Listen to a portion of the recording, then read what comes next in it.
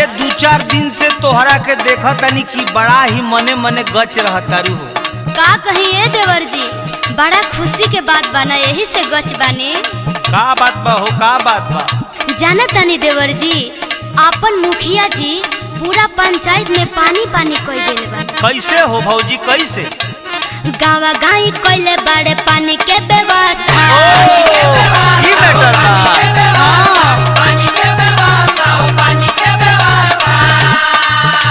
अतने ना ये देवर जी। औरू का हो भौजी, औरू का कदल मुखिया जी तोहरा के? मुखिया जी के पूरा सफाई पे ध्यान बा आजकल। अच्छा, नाला नूली साफ कोइले कोई दिहल रास्ता।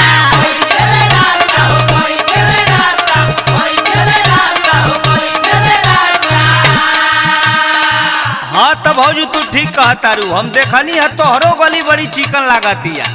आ सही ये देवर जी, वहाँ के ध्यान तो हमारी पर बटले बा। हाँ, भोट दिहला के सचो खानी फल देखनी, हम तो मुखिया के रात चपा कॉल देखनी।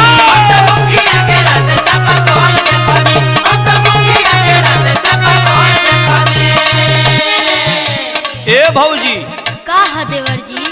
हम देखनी है कि तोहरो दुआरी पर टोटी पानी गिरावत हो, एकरा मतलब तू हो सरकारी पानी पियत हो ना? हाँ ये देवर जी। ए भौजी का? अरे अतने ना, मुखिया जी औरू कुछ बाटत हवन भौजी, अहिला सुना। का बाटा तनी मुखिया जी, सुनाई सुनाई ये देवर जी। कोटा से दिया तरला चाउर गेहूं दलिया। अच्छा, हाँ,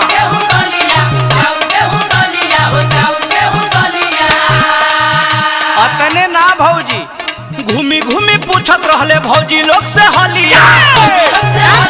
हाय भौजी,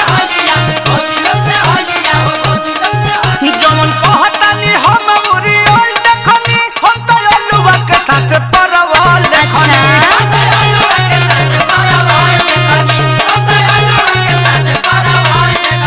हम तो मुखिया के रात चपा कॉल देखने।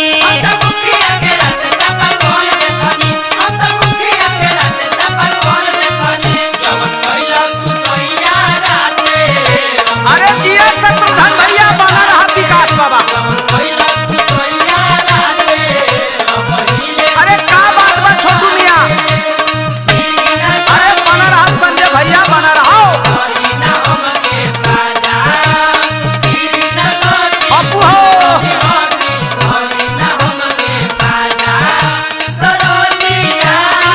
अरे पिंटू प्रेमी जी के लगे चला।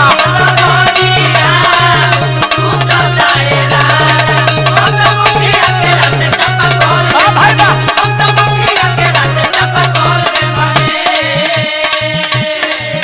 ए भौजी का कहतनी ए देवर जी? अरे देखनी कि कृष्णा बेदर्जी जी के द्वार पर मुखिया जी कल गल हवन। अच्छा, औरू ना हो, अरे शंकर भैया के हाथा में भी कल गल हवन मुखिया जी। तब तो मुखिया जी बड़ा काम करतनी। देखिए तोहरा पर बड़ा उनकर ध्यान है। हाँ, मुखिया जी बड़ा चर्चा में बानी खर्चा करके। हाँ, रमवधेश मुखिया जी बड़ी दिलदार हमें। होता पंचायत में विकास वाला काम हो।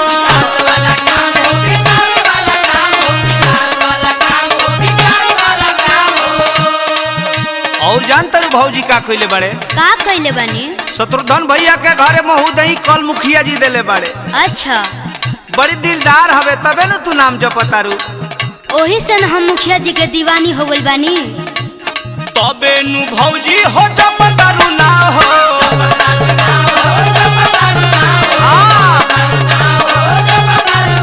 इतने ना भौजी, तो और का होता जी? आंगनबाड़ी चलो तो के देखा दी। चली चली। आंगनबाड़ी में बटत पानी फल देखनी, हम तो अलुआ के साथ परवल देखनी।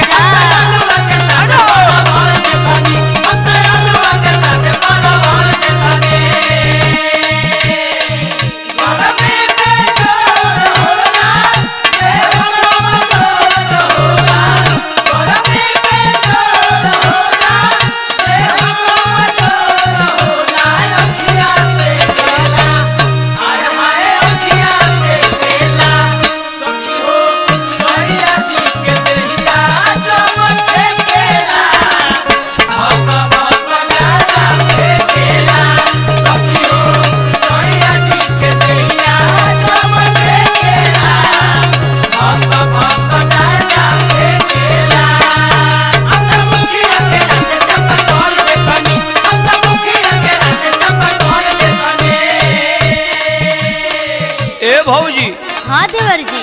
अतने ना हो, अरे चंदन बियाहूत के द्वार पर दुगो सोलर के बॉल ले बड़े इ नहीं खो जाना। ना ना हम नहीं जानत, आयतने ना हेलो के खेला सुनी। कृष्णा बेदर्दी देवर परमोध हो,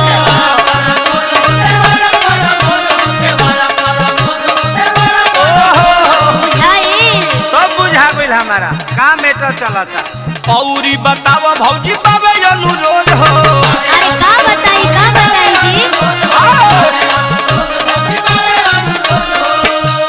तने ना ए देवर जी। काहे भौजी? मुखिया जी के संगे सुजीत मीडिया, पिंटू प्रेमी जी, हृदय राय जी और राजीव राय जी बड़ी संगत धैले बने। अरे वो तो लोग के पुरान मित्र हलो हो, हम जाना तनी नु लोग के। तने ना हे लोग के तो बातें अलगे बा। देखी के हो कृष्णा बेदर्दी देवर परमोध हो,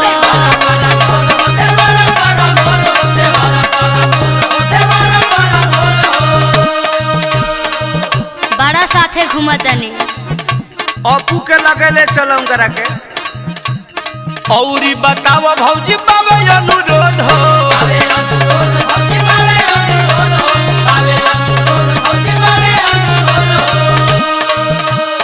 अब रउए बताइए देवर जी। पूरा शंकर के संगे घुमल देखनी, हम तो जलुआ के साथ परवाल देखनी। हम तो मुखिया के रते चापा कॉल देखनी। ए भौजी अरे बोलिए देवर जी। कोटा से दिया तरला चाउर गेहूं दलिया। अच्छा घूमी घूमी पूछत रहले भौजी लोग से हलिया। जवन कहतनी मुहेरी ओल देखनी, हम तो जलुआ के साथ परवाल देखनी। हम तो मुखिया के रते चापा कॉल देखनी। हम तो जलुआ के साथ परवाल देखनी। हम तो मुखिया के रते चापा कॉल देखनी। हम तो जलुआ के साथ परवाल देखनी। जो भौजी अरे सरकारी पानी ह पिया बड़ी गोटा जेबू हो। गावा गाई कोइले बड़े पानी के व्यवस्था। ई बेटर बा।